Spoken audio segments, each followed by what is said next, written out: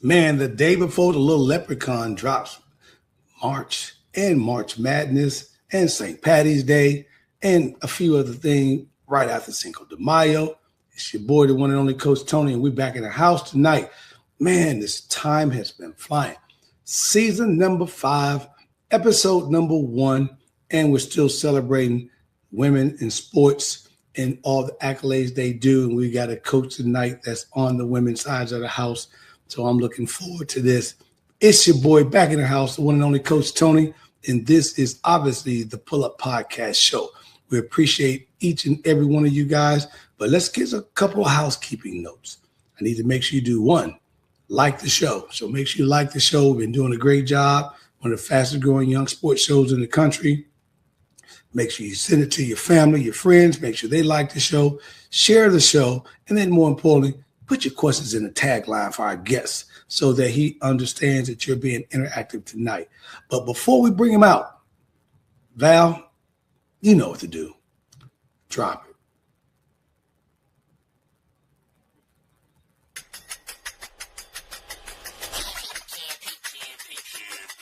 It's the Pull Up Podcast. It's the Pull Up Podcast. It's the Pull Up Podcast. Pull up, pull up. It's the Pull Up Podcast. It's the Pull Up Podcast. It's the Pull Up Podcast. Pull up, pull up. Bounce the boys and Coach Tony, you know. It's the Pull Up Podcast. So, I said bounce the boys and Coach Tony, you know. It's the Pull Up Podcast. So, it's the Pull Up Podcast. It's the Pull Up Podcast.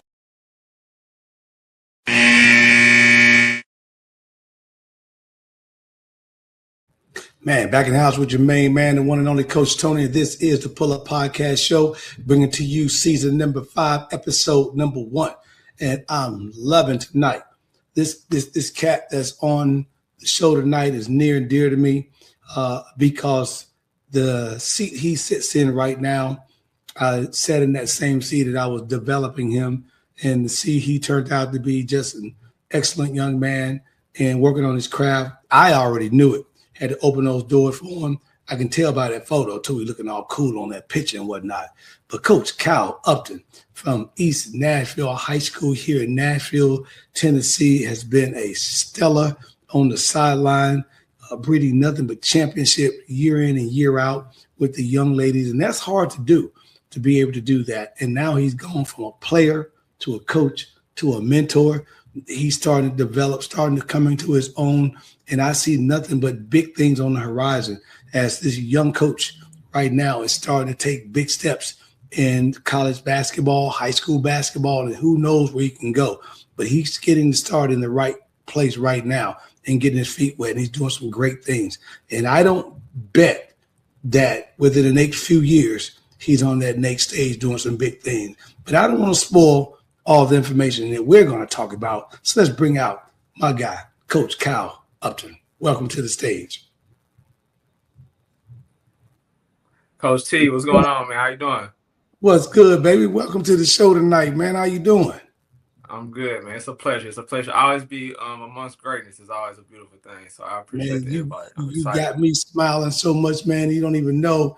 It's just a pleasure to have you here, man. You know, for other people looking, it could be one thing, man. But, you know, as I transitioned from Chicago to Nashville, you guys made my life one of the best transitional moves that I could have made. Because I was only, you don't even know this, but I was only planning to stay here 5 years. I was 5 and out. I was like 99, 2000, 25, I was out. But that wouldn't have been a bad move. Why? Because we dropped the national championship during that same time.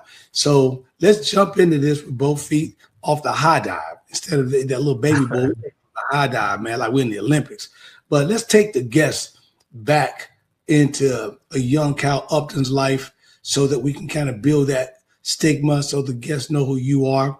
Tell them a little bit about where you're from, what high school you went to, and then the sports you played while you were in high school.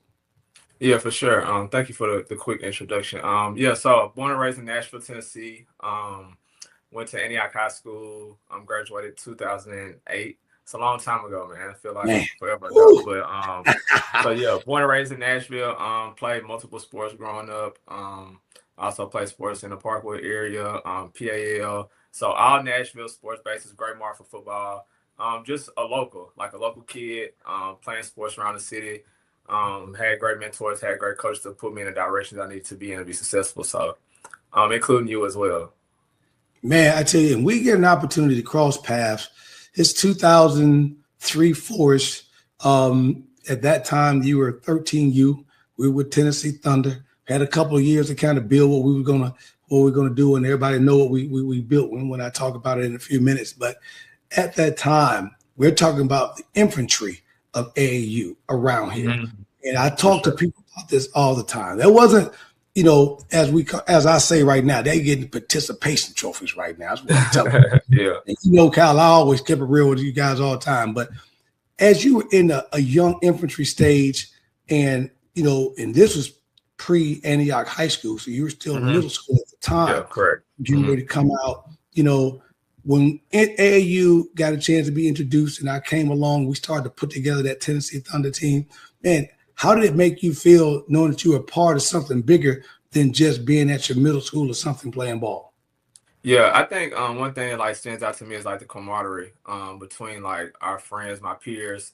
I think that at JFK, our friends became family. So when you think about Tennessee Thunder, you think about the great job that Coach Michael Williams did putting that organization together and putting everybody in the city in the same gym. And I think the camaraderie, the ability to learn to play against other teams, other players in the city, older cats, younger people, it just built a sense of competitiveness, camaraderie within the city. And it was a blessing. I look back at those times and I tell kids now, it's AAU is the best time of your life. High school is the best time of your life. So cherish those moments while you have them. And just remember that everything that you do is going to leave an impact. And I think that with you, Coach Tony, the Tennessee Thunder organization, I think that they set a lot of people up for success. Man, I tell you, man, it was great, man. Hey, Coach Parker, checking in from the 312, man, from the Chi. Welcome, man. And my sister, baby girl, checking in down in Tampa, Florida area. Appreciate you guys keep calling in. We talking to my guy here tonight, Coach Cal Upton East High School, Nashville, Tennessee. Make sure you like and subscribe to the show. And I think, Cal, you hit it on the head, man. I think that the introduction for me was just as good because transitioning from Chicago to Nashville, trying to meet people, trying to do some things, wasn't intending on getting back into sports because I had moved here on this marketing sales side of the house. And then along comes Coach Merritt and Mike Williams and my girl, Sheila Gibson. I don't know. I'm about to see the show, Cal. I just had Sheila on the show. Oh, wow, really?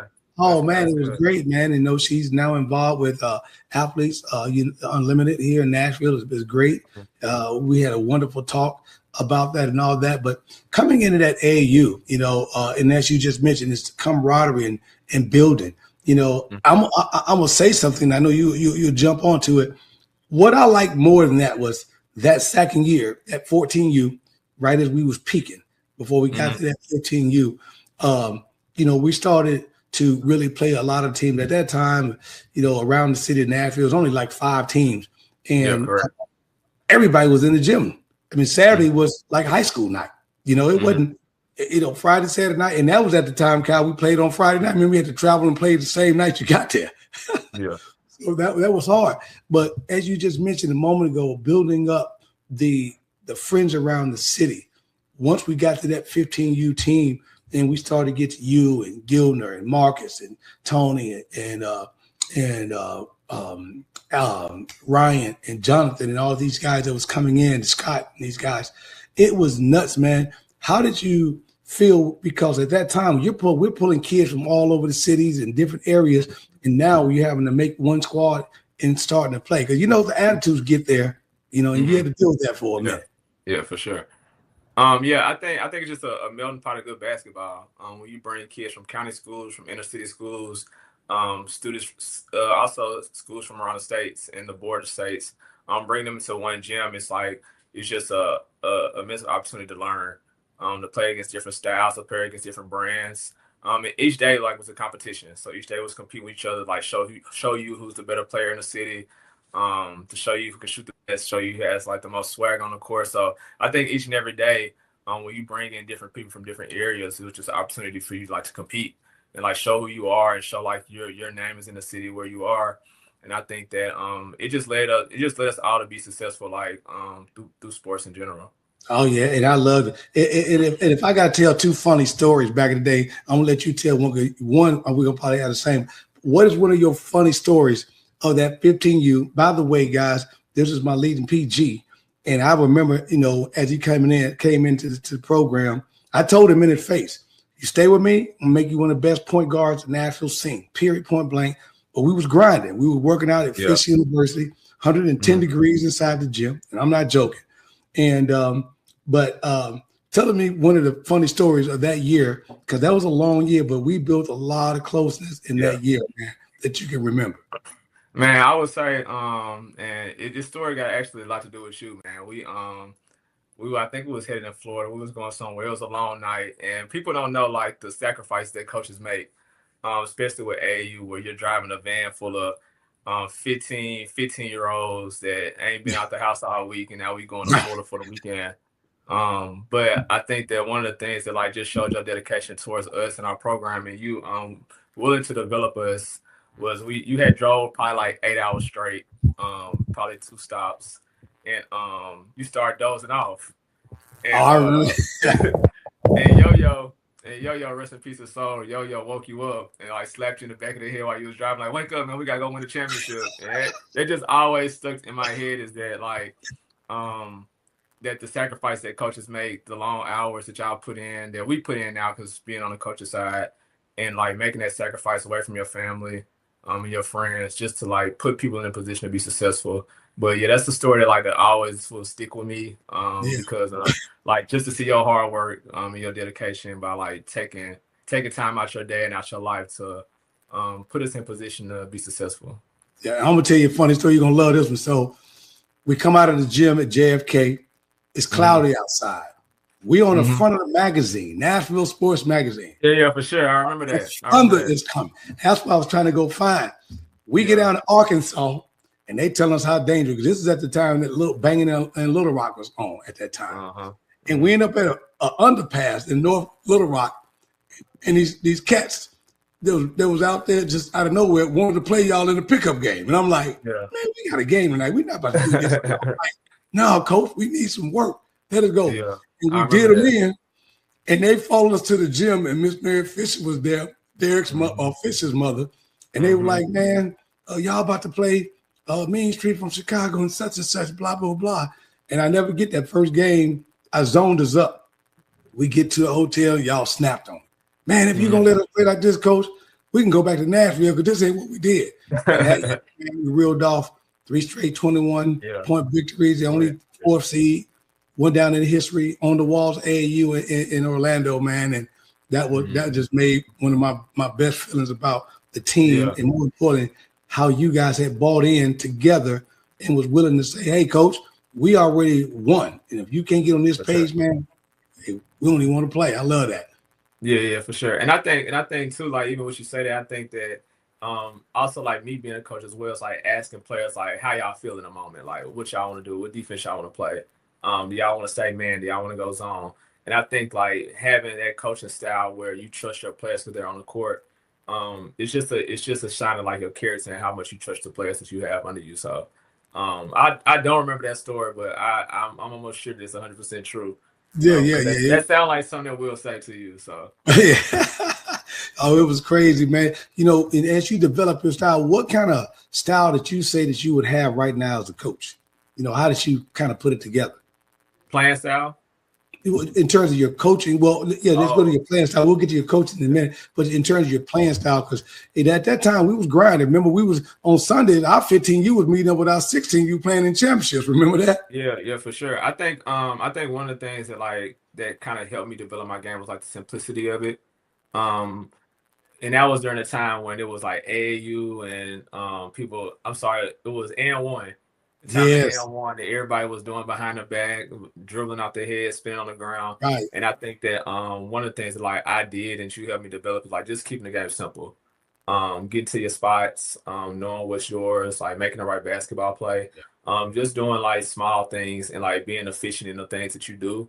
I think it's always a good thing. So I don't think I like mastered being great at one thing. Like I did develop being good at a lot of things, which kind of like made me, of course, to play college basketball at the next level, and it also helped me as a coach as well. Oh yeah, you guys still remain the only team right now that's got that pitch up in Antioch gym. That's sure. ridiculous, man. If people don't know that. Hey, we're gonna come back on the other side and pay a few bills right now. We're talking to my main man, Coach Cal, up to East High School, Nashville, Tennessee. Val, let's pay a couple of bills. We'll be right back on the Pull Up Podcast Show.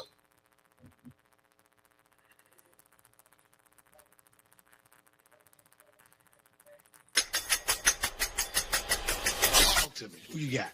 I mean, just look at the lineup on the Millennials. You got Steph Curry, best three-point shooter in of all time. Matter of fact, we got Kevin Durant, KD, Slim Reaper, one of the best players. We got Harden, Joker, and of course LeBron James, the GOAT of basketball himself.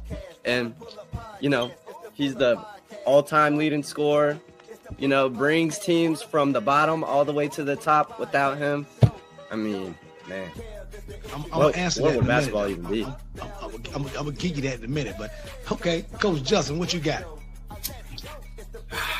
Man, it's tough. I'm thinking about it. Magic is gonna be AI. Jordan is gonna be Kobe. Shaq is going to get the edge on Hakeem Olajuwon. Tim Duncan is going to get the edge on Charles Barkley. Larry may have the edge. Millennials, I got to X out the Millennials just because they have James Harden on there. If they might replace him with someone else that I could think of, I probably would pick the Millennials over everybody. Let's go. Let's go. Let's go. It's the Pull Up Podcast. It's the Pull Up Podcast. It's the Pull Up Podcast. Pull up. It's the Pull Up Podcast. It's the Pull Up Podcast.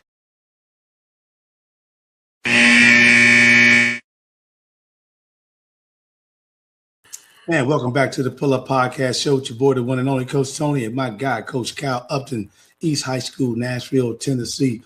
Let's get into, now, as you mentioned, you go on from Antioch, have a great opportunity to go play at Walter State Community College out in Knoxville area, and then you come back, finish up at Cumberland. When did you know or feel that you really wanted to turn being a player into a coach? Oh, that's a great question. I would just say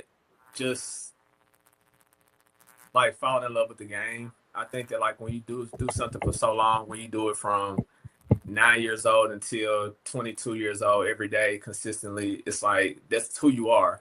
And like staying attached to the game, I think that one thing that like really like confirmed it, I think we was playing a college game, and Coach Penny, as you know, who's at Memphis Grizzlies right now, was our assistant coach. And we was in a game and they was making adjustments. I had got in foul trouble and I was on the bench and they was making adjustments. And I told him, I was like, man, we should do this. He was like, you know what, KU? He's like, you're right. And then, of course, he implemented it. And then that's like let me know. And he was like, you should be a coach one day. So I always think about Coach Penny in those moments, just his guidance as well, and like being a mentor for me and put me in a position, like having trust like in his players, of course. So that's like one of the leading things that like made me think about coaching, and then just being around the game, seeing that how it can change people's lives, how it can help you mentally, emotionally, spiritually, just get you through things. It's like what led me to like want to leave my impact and be a leader and lead other people in the same direction that I was led in. Yeah, that was great. You hit it on the dot because I remember on the sideline, I always ask you guys what you and Carlos out there running the P and Mark was going crazy. I was like, man, what y'all want to do? Where we at? And y'all like, no, Coach Tony, let's hit him. I mean, I remember at one point when we were killing people with that press hard, they would come up, man, y'all got to pull that press off. Y'all can't keep playing games. Y'all killing kids, making them at least making a game of it.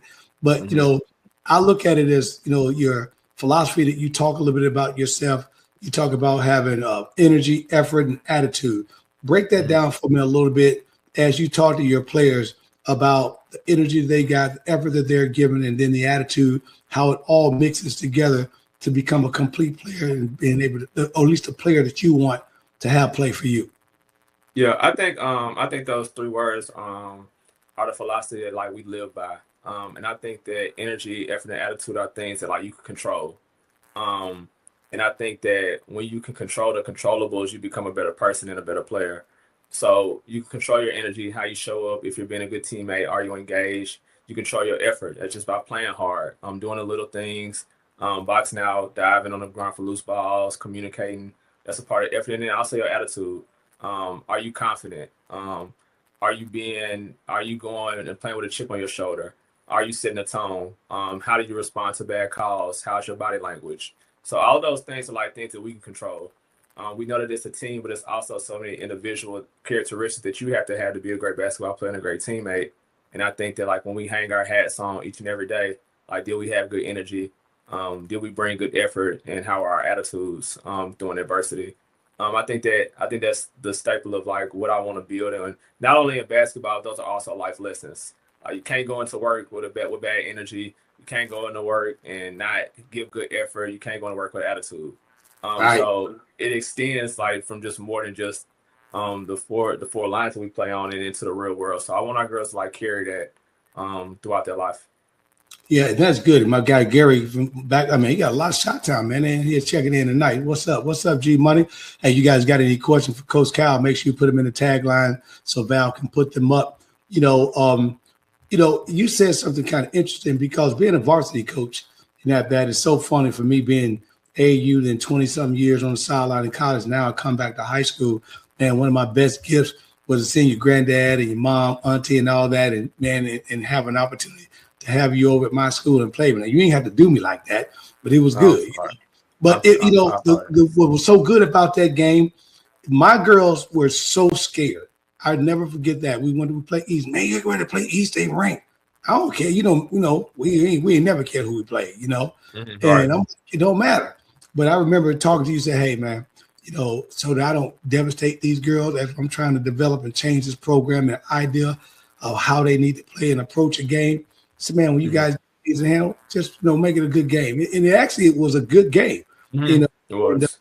And it learned. And I think after that, we went on like a 2 or 3 game winning streak, because our girls felt, oh man, this is it's not that bad, and they started to focus. And that team has gone on. And one of my girls, Didi Amaguchi, the tall African young lady that was on that team, is now at Stanford, Kyle. And they created a club team, JUCO club team, JV, and she went from high school of probably not ever looking to now playing on that team.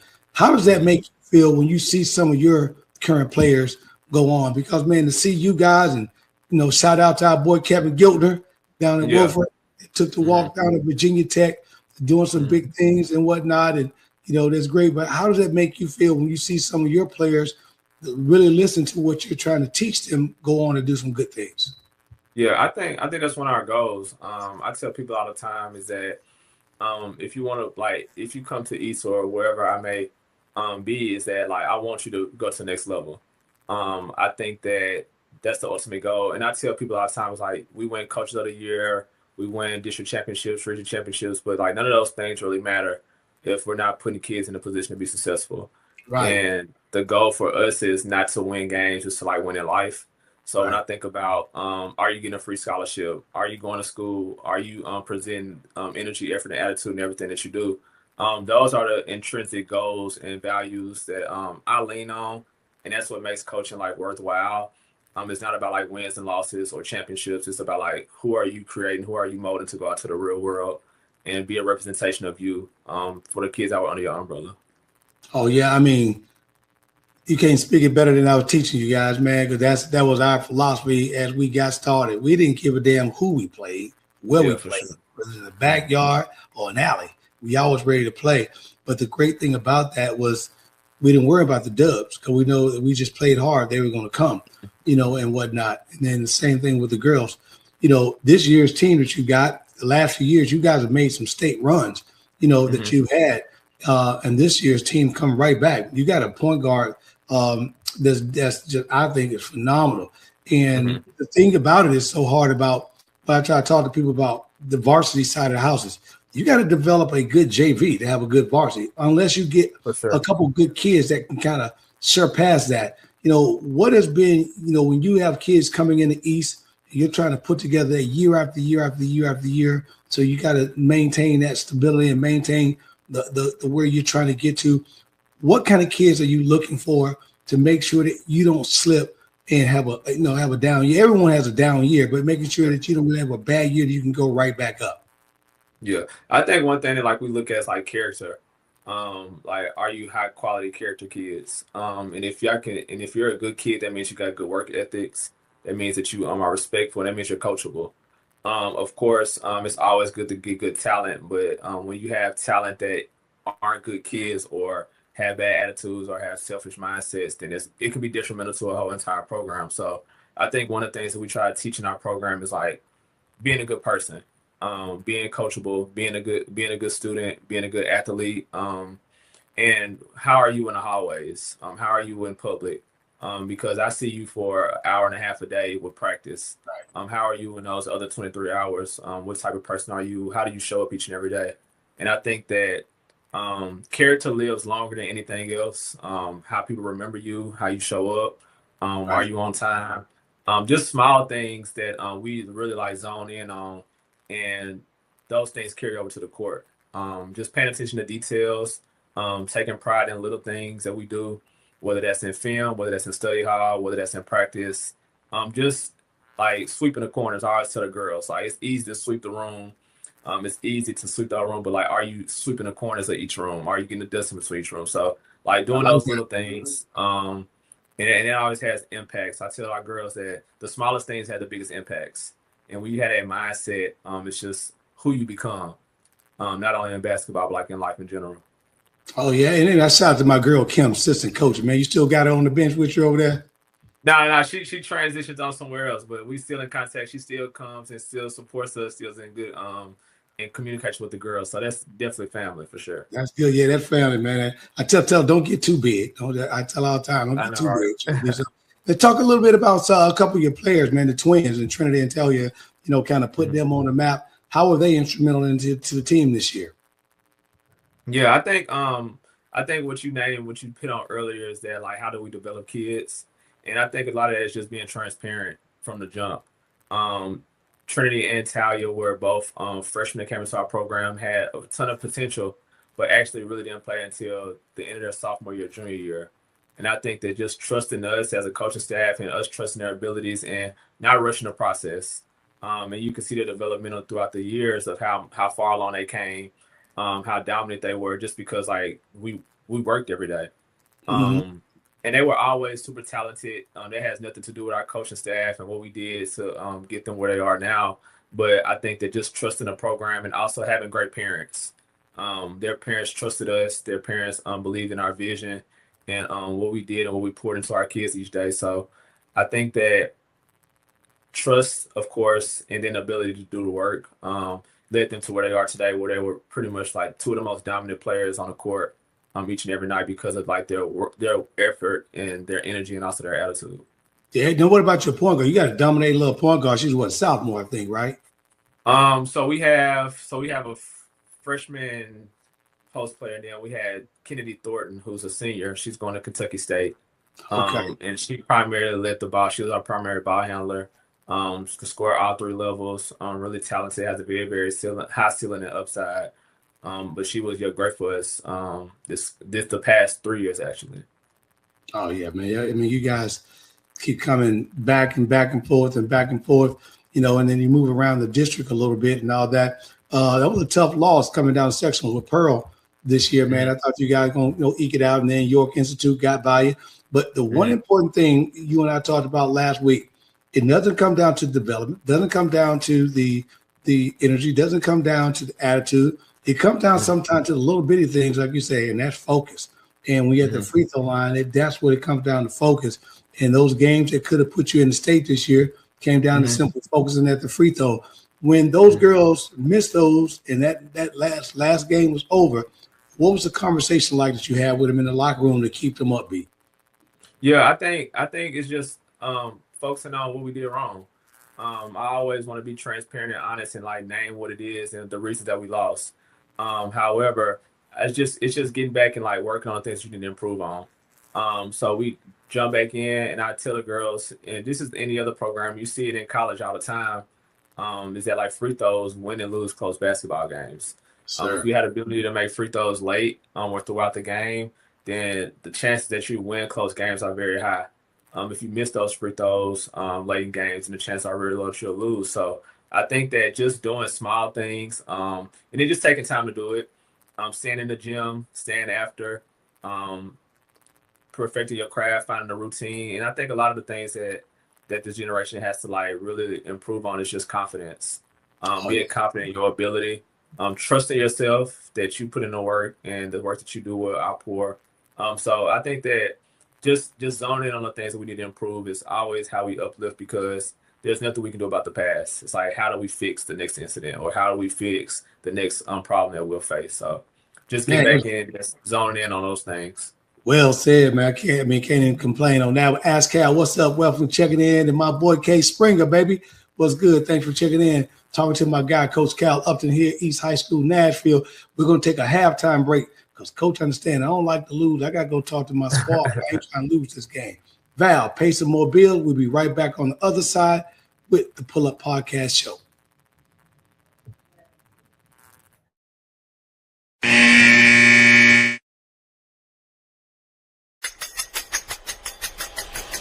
Hey, I'm Coach Tony, and this is the Pull Up Podcast Show. For every Monday, we break down the game quarter by quarter and give you information as well as break down the culture. Join us on the Pull Up Podcast Show. Pull up, pull up. It's the Pull Up Podcast. It's the Pull Up Podcast. It's the Pull Up Podcast. Pull up, pull up. Bounce the boys and Coach Tony, you know. It's the Pull Up Podcast. Show. I said bounce the boys and Coach Tony, you know. It's the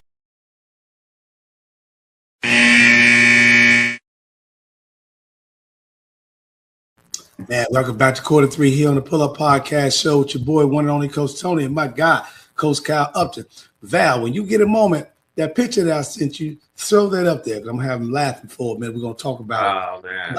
Yeah. You know I got surprises for you, man. So that's how it works. But listen, you know, the thing that I want to do, man, is give you your flowers. Loving you as a player. I thought you was one of the players that I had that always listened, always wanted to go next level. You know, at that time, I was in real good shape. We used to practice against you guys all the time, and you would pick up little bitty nuggets. And just like you did as a player and went on to do great things and whatnot, you know, now you end up being TWSA's 2A Coach of the Year, man. How did that make you feel? And what was the formula to get you in that situation so that you could be considered a Coach of the Year here in Tennessee? Yeah, I just think consistency. Like just keeping the same routine. We're very strategic on like how we run things, how we run practices. It's something that we do each and every practice is that we do 4 8-minute sessions to implement how a game looks. So we plan a whole game in 32 minutes without even knowing that we're playing a game. So just having those structures and those routines. And I think the thing that like this generation needs is like structure. They need consistency. Yes. They need routines. And then once you do that consistently, day by day, you'll have good results. And again, there's nothing that I do. I think it's all the kids, the girls that come out and play hard and put themselves on the line each and every day and work hard. I think that those awards and those accolades aren't because of me. It's because of our coaches. It's because of our staff. That do the hard work every day. And I think that it's pretty much the kids. And of course, like we get those awards and they look good, but however, like it's pretty much about like what the kids do and what our coaches do each and every day and the work that we do consistently. You got them running them 33s? Nah, this generation different, man. We can't do no 33s. Can't put them on. Hey, they can't do that. Yeah, we'll be on the news with us at 33. He's gonna be on the news. Hey, you really be running them out the gym at that point, but they'll be like, Coach Cal, they're killing us. I don't even want to play. I got to transfer. You know, no more. But you know, it's so funny. You know, when you're looking at that, and do you have a player that kind of remind you of your coaching style that you're kind of in their ear? Because you know, we used to play all the time, and you guys would come to the sideline. I always say, "Hey, Cal, what are you looking at out there? What do you see?" because I don't know if you remember, in practice, I always give you guys the example of the two soldiers in a bunker, and one soldier falls asleep, and one soldier is supposed to watch the other soldier back. But the one soldier who's sleeping wakes up, and the soldier who's supposed to watch my back is sleeping. So if that happened a few days in a row, I might well shoot you, because when the enemy comes up and you're sleeping and I'm sleeping, we're going to be dead anyway. So do you see some of your players that you can spit your philosophy in and say, hey, listen, this is how we're going, and you need to make sure that the underclassmen and other kids see what needs to be done, how we do things around here, and you're able to put those responsibilities in somebody's hand and you can trust them? Yeah, I think we have in the past years we had great leadership. And I think it's also important that like kids are there all 4 years. That's the only way you can learn. That's the only way you can keep the culture going, because culture like starts in the locker room. Yeah. Who the leaders are, identifying the leaders, and then also just being a start your role. I think that we try our best to identify roles for our players. Like, this is what you do well. This is what's going to help us win games. But when I think about a player that kind of had that same philosophy with me, I would say probably a guard by the name of Tamia Shaw, that she graduated in. I still talk to T all the time. She was a dog. Yeah, she went on to play on Division I basketball at Austin Peay University. And I remember her freshman year, I would just say, man, you being soft, like, you're not a dog, like, just stand on her consistently. And she turned that corner by her sophomore year. And one thing that I really remember is that we were up, I think, probably like 25, 30 points in the fourth quarter. And it was a loose ball. And any other kid, it's a loose ball. We up 20 points. We're not going to dive on the ground. And she went full head of steam, dove on the ground, hit her head against the chair. And that's when it clicked in me, like, okay, like you figuring it out. Like, right. You understand is that like, you got to play hard no matter the score, play hard no matter who's watching, because you just never know who's there. And funny story is that the Austin Peay assistant coach was there. He called me after the game and was like, hey, like, yo, point guard dove on the floor of 20. Like, is that who she is? And with confidence, it's like, that's who she's becoming. And come to find out, a couple years later, they offer her a full ride scholarship to play at Austin Peay University. So yeah, that was amazing. Yeah, I love T. What looking at as a former player and a superstar developing coach, what are Coach Kyle's non-negotiables? What are the things that you're like, I don't care what you say, how you say it, these are non-negotiables? Yeah, I would say it's a lot. A lot of it's a lot. I do think that I feel like in leadership, it's always you have to be considerate. And then when you're dealing with young women or young men, not knowing what's going on at home or not what they face this morning, it's always a great place to give grace and just be understanding.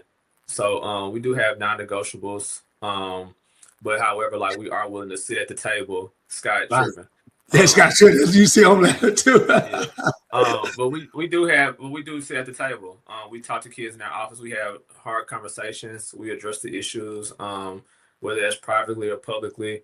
But we also want to give kids the grace, because this generation is a lot different. They deal with a lot more.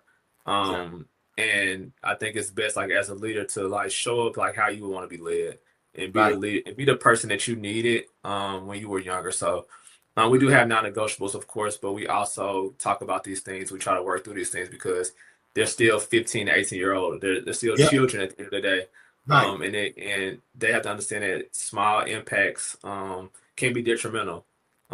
So we do have things that we stand on. We do stand on business about certain things, but there's also things that, like, we are willing to talk about to work through.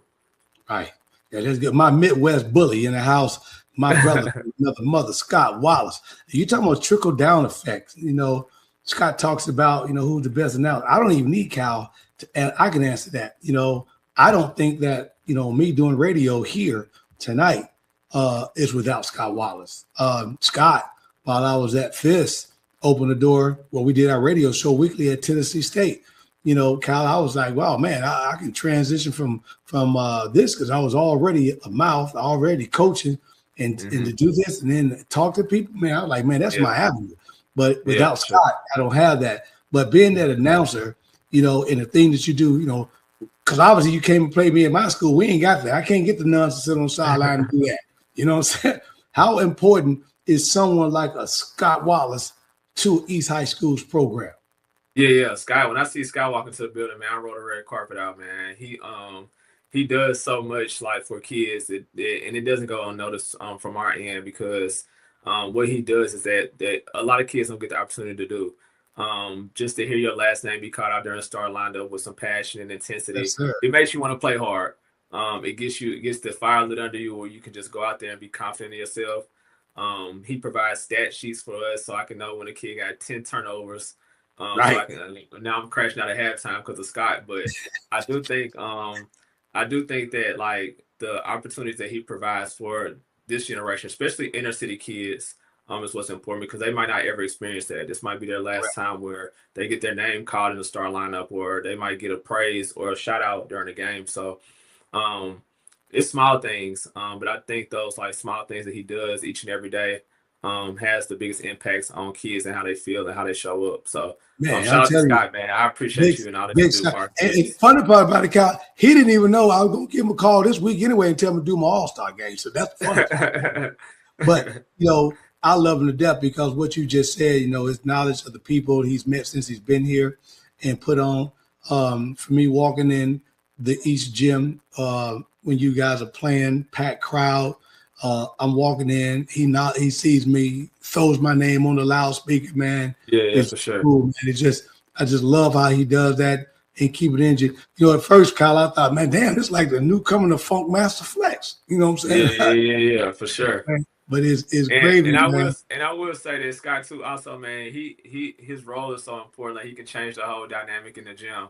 I think that the boys had a substate game the other day, and he played a song like going into. That's the one against White House Heritage.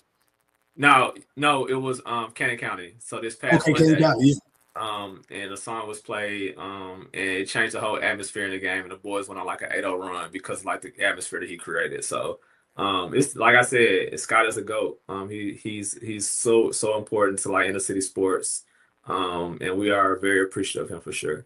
Oh yeah, I mean you just hit it on the head. Inner city, obviously I'm a Chicago inner city guy.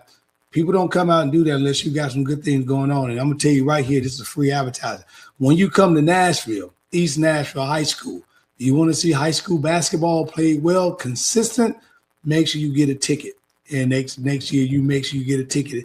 And like the pull up, you pull up on them and check out Coach Kyle Upton and what he's got going on. This is a difficult question I'm gonna ask you because I know it's kind of one of those questions that you asked me about when I was coaching you guys, and that is when your girls are done, like your girl get ready to go to Kentucky State and the Twins and the girls you had last year and so forth and so on. Parents are kind of funny. We talked about that. At one moment, they loving on you. The next moment, you're the worst coach that was ever entered their child's life and whatever. Mm-hmm. When your kids leave and they move on, what is the one thing that you hope that the kid or the parent say about Coach Kyle Upton? Yeah, I just hope that they say in their name that like I'm a person of good character. I'm a person that like shows up each and every day. That pours into kids. Unwillingly, I don't ask for anything. I just ask you to be the best version of yourself and play hard. And I think that sometimes discipline is a form of love. And I think that when you have high expectations for kids, they want to do well. There's no kid walking around that wants to do bad. There's no parent walks around that wants their kid to do bad. So I think the parent partnership and a parent relationship between coach and parent is super impactful and it's super important because those are their children, and they trust you with their kids for 4 years to put them in the best position that you can put them in. So to a certain extent, you have to be receptive. You have to be willing to understand because these are their kids. And I don't have kids yet, but when I do have children, I want them to be coached with a coach that cares about them and loves them and want to be them successful. Man, that's great. And my boy, Coach Justin Allen, just check in. I know he's going to have a question for you in a moment, but I mean, I love that because it's difficult. I talk to parents all the time. I do the Kyle when you guys are playing, and the piece and the part that I hate, that I love you just touched upon it, is that parent that wants to be a sideline coach, don't know about the game, or that parent that want to live through that kid, and it's always the coach's fault. But when you put that kid in a position to play and the kid then screws up, it shows the parent they want to come back and apologize. That's the one that gets me. So parents, like Coach just said, let the kids be the kids. Just support them. Let the coach be the coach. Support them and watch the good things come about.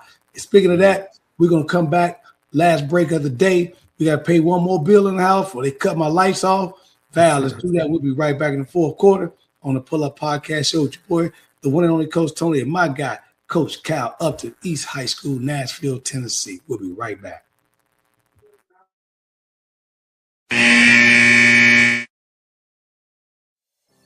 I've always thought about how my mom has supported me in any creative endeavor. How beautiful was it for your mom to be the superhero in your life and show up in your creative ventures with this book? People ask her to sign the book more than they ask me to sign the book. Sometimes I step to the side, I take their picture. And, we have to celebrate our mothers. We got to celebrate our beginning. So she comes out with me. Every event, she is there. Even when I tell her she does not need to come, she will show up in the parking lot. And I'm like, oh, okay, you coming? Okay. I'm like, all right. Right. And she got a bottle of wine in her hand. What in the world? Why are you giving her alcohol? No, I'm just saying. She showed up in the parking lot. She got a bottle of wine, nice wine. She's going to set it down. She ready for the show, Val. You know what I'm saying? Because the funny part about it is, CJ, I've actually talked to Val. I thought about, writing a book myself because my man's in there. But, I love it. And look at Val. My man's in them. My man's in there. But you got to read the book. You got to read the book. But it's a play. CJ, I apologize because Val should have dropped some old Dub C so you could have came out crip walking. You know what I'm saying? I'm not flamed up right now. I got to hold on. Trying to get me shot. Going back to school tomorrow, like, I saw you, Miss Charles. I saw you. I mean, I can crip walk, so please, but I'm kind of, I'm authoring right now. You guys are funny.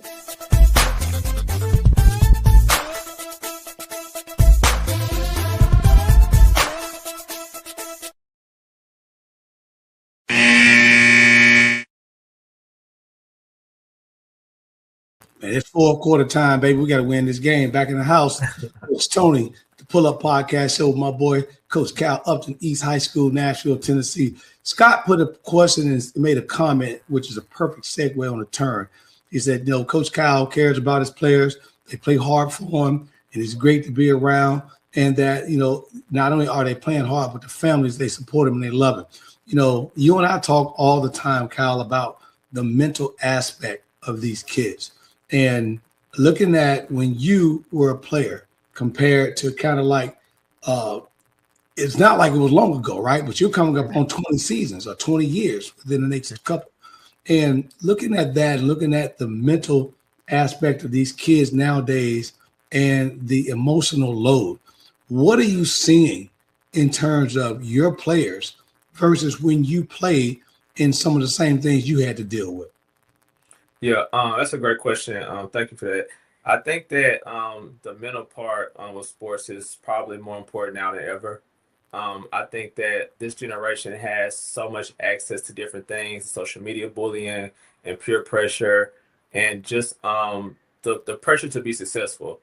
And when kids don't have the space or the opportunity to talk to people about those things, it becomes bottled up. Which leads to depression, which causes lacking confidence in how they play, because they don't have that outlet. I think that the mental health is very important, and I'm actually in the process of putting some things together to help tackle that within a generation, and just all throughout sports, because it's not just a basketball thing. It's volleyball, soccer, anything, any sports related activities, because these kids, they do deal with a lot of pressure. They do deal with a lot of peer pressure. They do deal with a lot of social media. And you can see how it impacts their play. So I think it is something that needs to be tackled and addressed, because at the end of the day, these kids still have to find ways to cope. Yeah. And Coach Justin adds on to it. He says, when you're looking at the mental illness or the mental side and the workload they've got balancing sports, school, and everything else, kind of like what Scott mentioned earlier, some of these guys got parents that, that becomes a whole nother subject within itself. He said, what's the one positive and negative thing that you've seen, because these kids are social media kids. So whatever they see the WNBA girl or the NBA player do, they want to do it.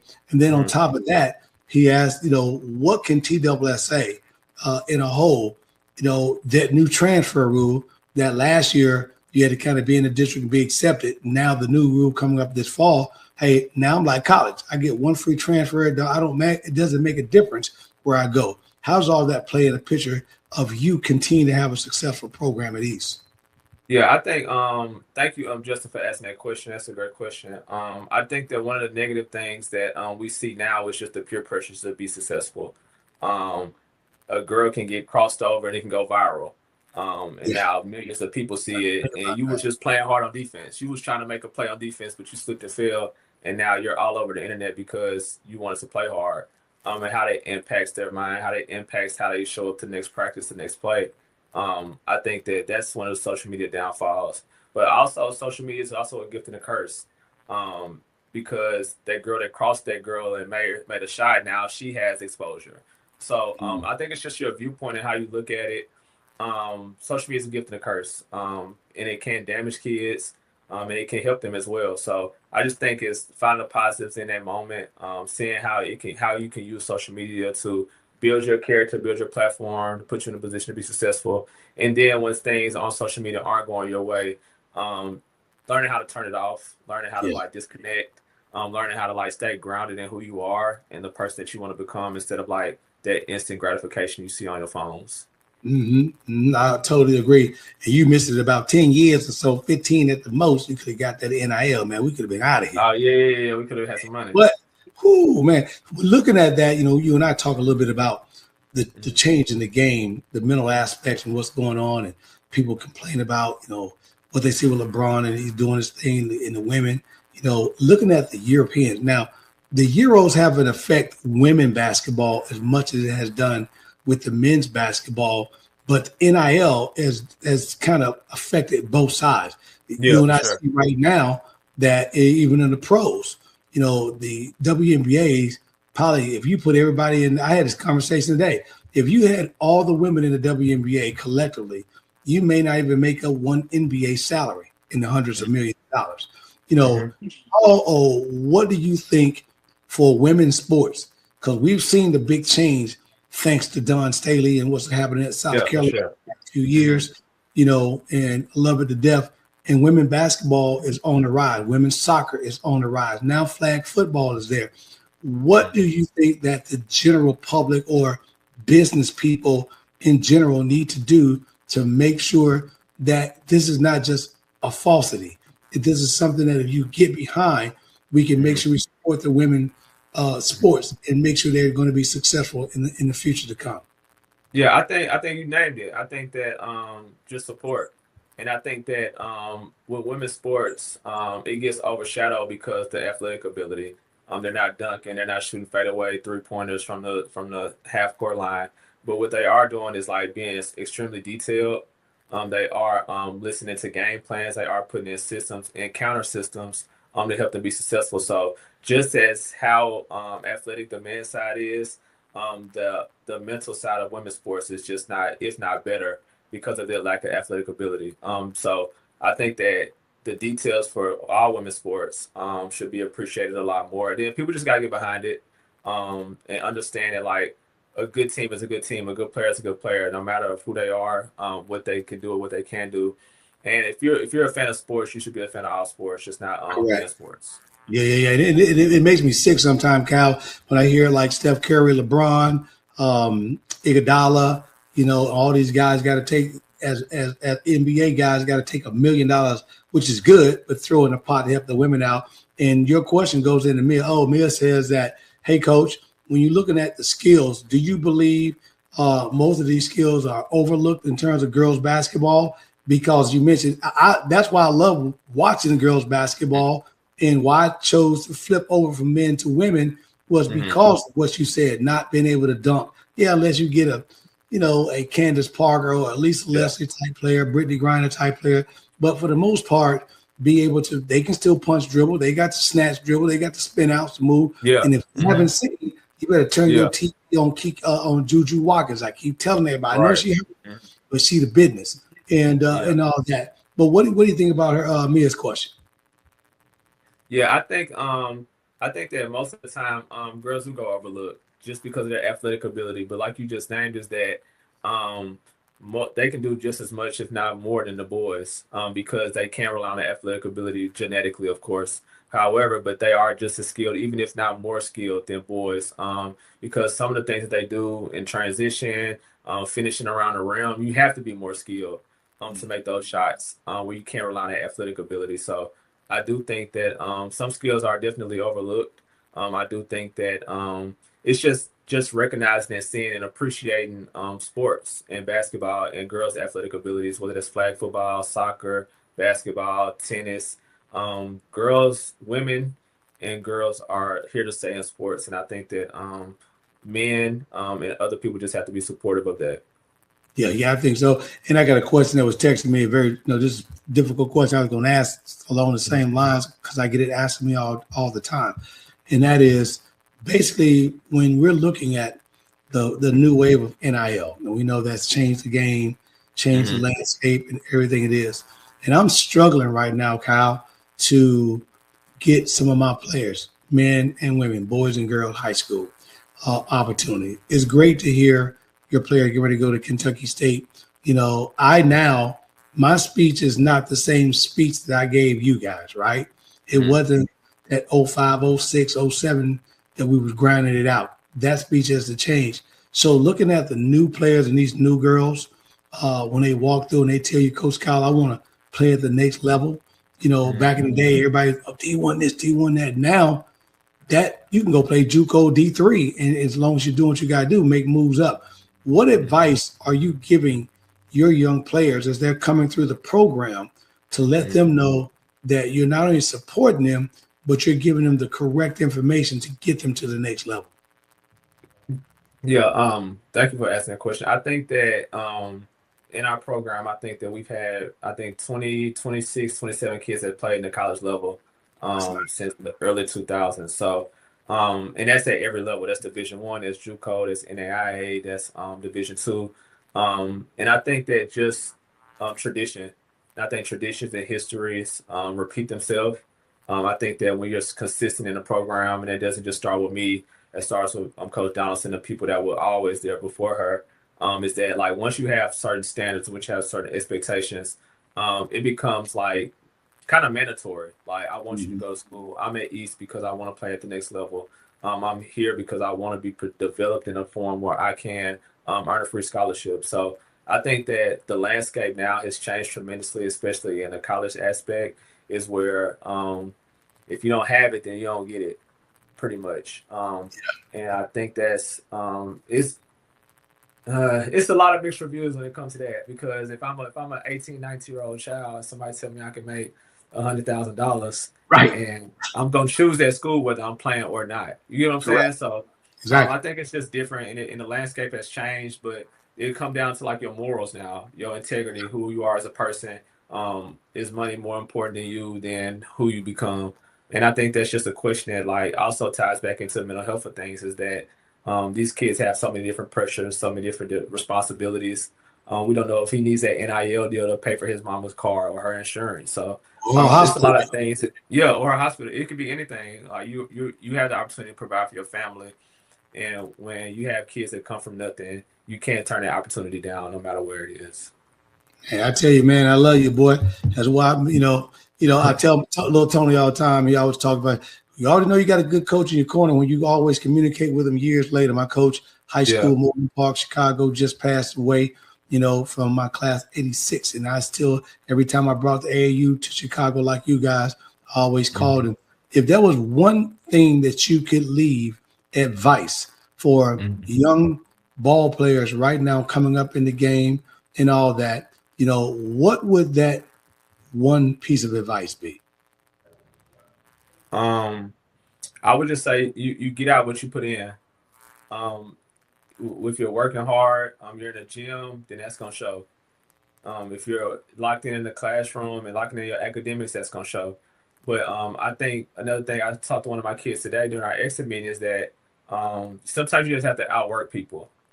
People go work out in the gym, people go once a week, but like, are you willing to outwork the next person? Yeah. And that's really what it comes down to, because working out is easy, but outworking somebody is difficult. And I think that the more work that you put in, whether that's emotionally, mentally, spiritually, I think that you become who you are. And when you do good by yourself and you do good to yourself, good things happen to you. There you go. I love that. And Val just had a picture she took down. Val, put that picture back up for me, please. Yeah, I gotta look at that. I gotta zoom in so I can get a good Yeah, she got to zoom in. She got to put that picture back up. That was one I wanted earlier in the show, but she just threw it up, the team picture, the one that's the team picture. Yeah, I need to see that. And I'm sure some of my boys online too. Yeah, man. Hey, that was that national championship team, right? And we coming up on this is 20 this year, man. Yeah. 20 this year. We got to get the guys back together, man. Looking at you, Carlo, Jonathan, Mike Williams, Tony, Gilton, Scotty, Ryan, man. It was, Marcus, everybody in there. And I think just look at that picture too, Coach Tony, is that we had what's that, 9 kids? 9 kids we ended up and 9 kids, and 9 of you guys, as you said, bit into the system, bit into the program, had the same goal in common, and we executed that goal, man. I think just looking at that picture reminds me of like the unselfishness. Like nobody wanted to take the last shot, nobody wanted to take the first shot. I think that we all had one common goal, and that was just to play for one another. But this also comes with like your chemistry. Exactly right. And those 6'8", 6'9", 6'10" guys on there, man. Yeah. TJ probably 6'3", 6'4", the tallest ones, but I think we're just so connected. Yeah, I think we're just so connected as a group and as a unit. And of course that started with you. And you pouring that into us that like we didn't want to see each other fail. And I think that everybody just bought in and did whatever it took, and was basically like stars at their roles, like we talked about earlier. Like Jeremy we just call him fumbles because he couldn't catch, but he'll go out there and rebound and get a couple elbows. So I think that just buying into their role and being unselfish and just being a connected group is always going to be a great thing. So that is great, man. What year was that? That was our 05-06 championship, man. 20, boy, 20. Like that. Time moves like that, man. But man, you got the door wide open, man. Of course, this ain't gonna be our last conversation. Like Scott used to tell me all the time, man. You coming back up in here, so you got to come back up in here again, man. But I want that state championship, TSSA in your hands, coming back up in here, man. I appreciate you. Make sure you don't go nowhere on the other side. When we get off the show, we're gonna be backstage. We act a little fool, but hey, thank you, man. This has been great, Coach Tony here on the Pull Up Podcast Show with my special guest, my mans and them, Coach Kyle Upton. Nashville, Tennessee, East High School, doing this thing, Coach of the Year, 2A TSSA. It's been appreciative, man. I appreciate it. And Matt, by the way, Kyle, we're doing some big things. As your girls are coming through school, make sure you letting them know, the twins and all of them. You know, I had an opportunity to work on my sports marketing as they launched NIL, and back in 2023, I launched the Rise NIL Sports Marketing Company. Got 7 kids signed to me right now.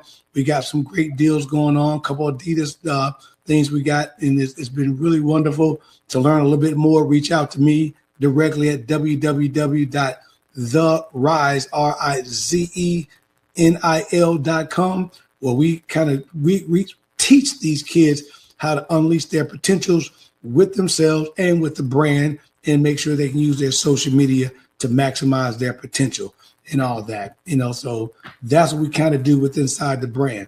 And then the cool part about it is, man, Kyle, I'm not only doing, the sports side of the house, man. On Tuesday nights, I give my girl Val the voice, and she got a little entertainment show, man. I get to kind of open up and go crazy. And on Tuesday nights, it's called Interludes Talk on Tuesday. So if you want to ever tune in. Yeah, for sure. I'm going to join.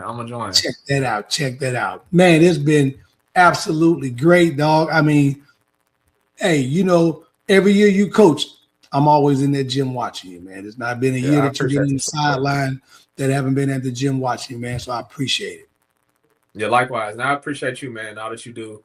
And being a leader in my life and guiding me in the right directions as a man. I appreciate you. Your hard work doesn't go unnoticed, like I said earlier.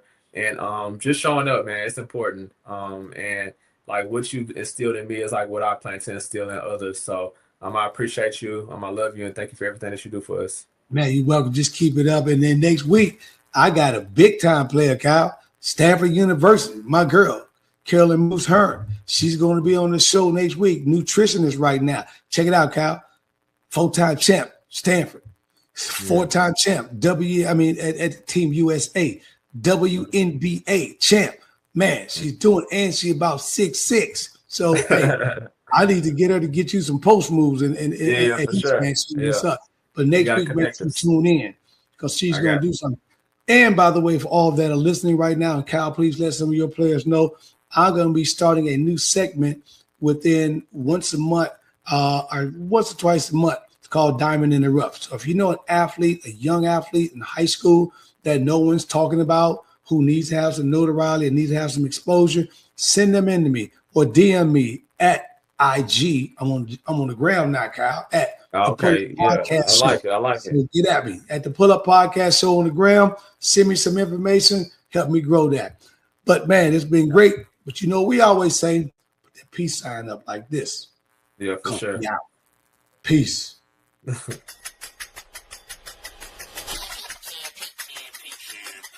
It's the Pull Up Podcast. It's the Pull Up Podcast. It's the Pull Up Podcast. Pull up, pull up. It's the Pull Up Podcast. It's the Pull Up Podcast. It's the Pull Up Podcast. Pull up, pull up.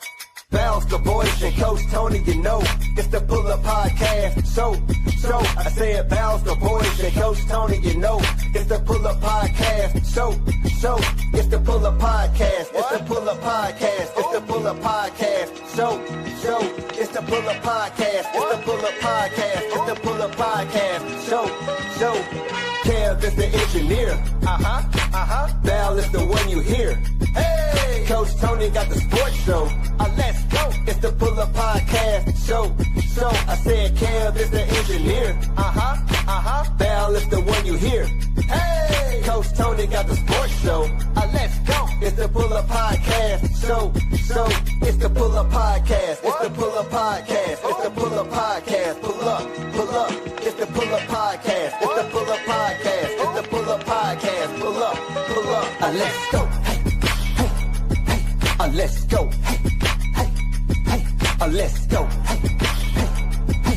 Let's go. Let's go. It's the Pull Up Podcast. It's the Pull Up Podcast. It's the Pull Up Podcast. Pull up. It's the Pull Up Podcast. It's the Pull Up Podcast. It's the Pull Up Podcast. Pull up.